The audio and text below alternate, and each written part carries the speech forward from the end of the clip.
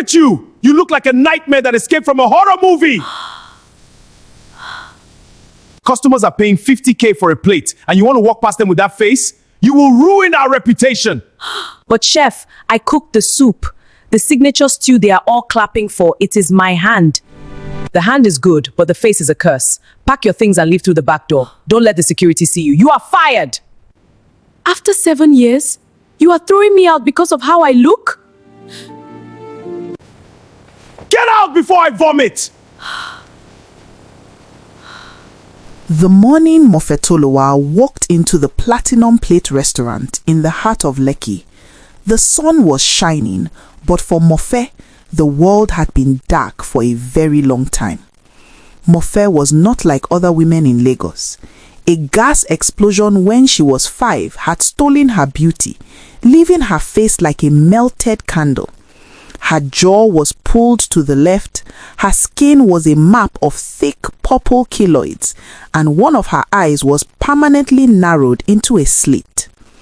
In a city where packaging and Instagram filters are everything, Mofe was treated like a ghost.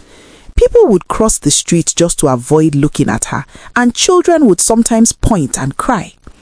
But Mofe had a secret weapon that no fire could touch: her hands. When Mofe touched a wooden spoon, the spirits of her ancestors seemed to dance in the pot. She was the one who created the signature heritage stew that made the Platinum Plate the most talked about spot in Nigeria. Politicians, celebrities and billionaires from Abuja to London queued up for hours just to taste her cooking. But they never saw her. The owner, Chief Mrs. Florence, a woman whose face was tight from too much Botox and expensive skin lightening creams, kept Mofe locked in a tiny windowless basement kitchen. Mofe, stay downstairs, Florence would hiss every morning, her voice dripping with artificial sweetness and real poison. If a VIP sees you, they will lose their appetite and our 5-star rating will drop to 0. You are the beast in the basement, Mofe. Stay in the shadows so my restaurant can shine in the light. For 7 long years, Mofe took the insults. She stayed in the suffocating heat of the basement, sweating into the pots, while the executive chef, a handsome but talentless man named Chef Andre, took all the glory. Andre was the kind of man who spent more time on his haircut than on his seasoning. He would go out to the dining room smelling of expensive oud and wearing a crisp white designer chef coat and take bows while the crowd cheered. He didn't even know how to balance salt or blend the right ratio of Scotch bonnet peppers, but because he looked like a movie star, he was the face of the brand. "This stew is a masterpiece, Chef Andre," the celebrities would shout, handing him tips that were larger than Mofe's monthly salary. Andre would just smile, his teeth sparkling, and say, "It's all about the passion, my people." Meanwhile, downstairs, Mofe was scrubbing burnt pots, her back aching and her heart breaking. She watched them on the security monitors, Florence in her gold lace and Andre in his stolen glory, and she wondered if God was truly sleeping. The breaking point came during the restaurant's 10th anniversary gala. This wasn't just any party. A royal family from the north was visiting, and the contract on the table for a nationwide catering deal was worth 500 million naira. Mofe had worked for 48 hours straight without sleep. She had prepared a feast that could make a king weep with joy. The aroma of her spices was so divine, it felt like it was healing the air of Lekki. As the royal guests were moaning in delight over the first course, a freak accident happened. The old stove in the basement kitchen, which Florence had refused to repair for years, suddenly malfunctioned. Thick black smoke began to fill the small room. Coughing and gasping for air, Mofe realized she couldn't breathe. Panicked and blinded by smoke, she stumbled out of the basement and into the main corridor, searching for a fire extinguisher. She didn't mean to be seen, she just wanted to survive. But as she rounded the corner into the glittering VIP lounge, she bumped straight into Chief Mrs. Florence and the king of the northern delegation. The silence that followed was louder than a gunshot. The king's daughter gasped, dropping her silver fork. One of the high society women screamed, Jesus, what is that thing? Florence's face turned a terrifying shade of red. She didn't ask if Mofe was burnt. She didn't check the fire. She grabbed Mofe by the hair and dragged her into the pantry, her nails digging into Mofe's scarred skin. How dare you, Florence screamed, her voice vibrating with a hatred that chilled Mofe to the bone. I told you to stay in the hole where you belong. You have ruined everything. The guests are disgusted. They are asking if a leper is cooking their food. Andre, come and see this monster. Andre walked in, looking at Mofe as if she were a piece of rotten meat he found in a gutter. Seriously, Mofe, your face is a liability. It's a bad omen for the brand. We're trying to build a global empire here, and you are walking around looking like a born sacrifice. Pack your things, you are fired. And don't even think about asking for your 3 months arrears. Consider it the fine for the trauma you caused our guests tonight. Get out through the back alley before I vomit on my clean shoes. Mofe didn't beg. She didn't cry.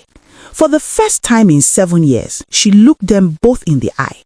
The woman who used her and the man who stole her talent. Reputation is built on truth, Mofe said, her voice raspy but steady, echoing off the pantry walls. And your truth is empty. You think my face is the problem. No, your hearts are the empty pots. I am leaving, but mark my words, I am taking my hands and my ancestors with me. Let's see how your reputation tastes by next month.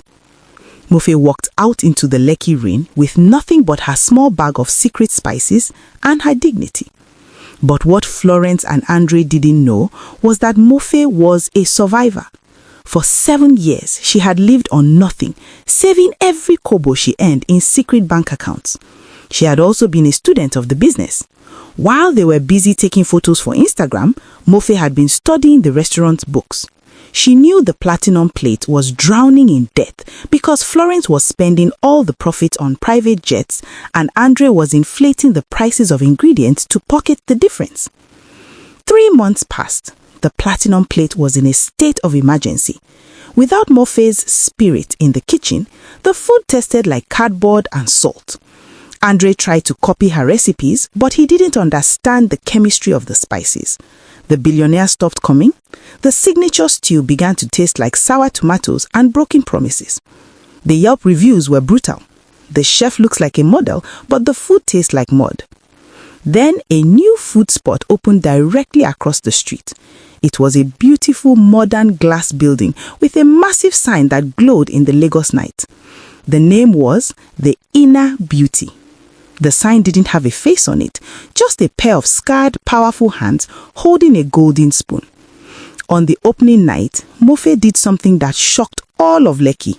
She didn't hide in a basement. She stood at the front of the house in a custom-made white chef jacket, her scarred face held high under the bright LED lights.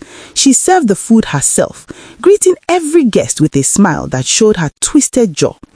The aroma was so powerful, it drifted across the road like a magnet, pulling the remaining customers out of the platinum plate. When people tasted the food, they realized the truth. They didn't care about her face, they cared about the magic on their tongues. This is the real taste, the people shouted. The news spread like wildfire on TikTok and Twitter. The ugly chef was the new queen of Lagos. But Mofe wasn't just there to cook. She had been working with a team of lawyers and forensic accountants. She had quietly used her life savings to buy up the bad debts of the building the platinum plate was occupying.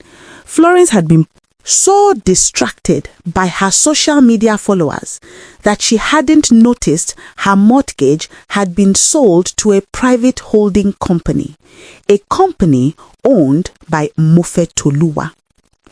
1 week later, Mofe Kakebi walked into Florence's office. She wasn't wearing an apron. She was wearing a power suit that cost more than Florence's entire wardrobe. She placed a legal document on the desk. "What is this?" Florence barked, her eyes bloodshot from stress. "Get out of here, you monster. Can't you see I'm busy?" I am the owner of this building now, Mofe, Florence said, her voice calm and cold as ice. And I am here to inform you that your lease is terminated for non-payment, effective immediately. You have 2 hours to pack your bags and leave.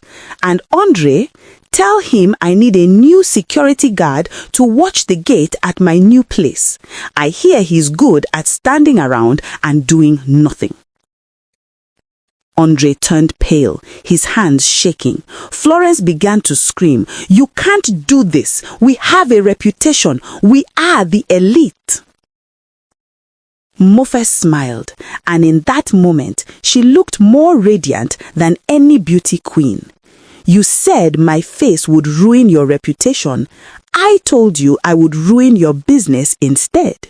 In the end, Lagosians prefer a monster who speaks the truth over a beauty who serves lies." By sunset, the expensive gold sign for the platinum plate was being pulled down by a crane. Mofe stood on the sidewalk, watching the dust fall. She realized that the fire that had scarred her face hadn't destroyed her, it had tempered her like iron. Mofe turned back to her kitchen, where the fire was roaring and the spices were singing. She knew that the world might look at your face and judge you, but the universe looks at your fruit. When you carry a gift that is backed by God, no amount of mockery or hidden basements can keep your light from shining. Florence and Andre had the look, but Mofe had the sauce. And in the game of life, the sauce always wins. Did you enjoy this story? True beauty is not what the world sees on your skin, but what you carry in your soul. If you believe that your talent is bigger than your struggles, type Amen in the comments. Don't forget to like, share, and subscribe to Gracious Folktales for more powerful stories of revenge, redemption, and African wisdom. Hit the notification bell so you never miss a tale. Gracious Folktales, where every story has a soul.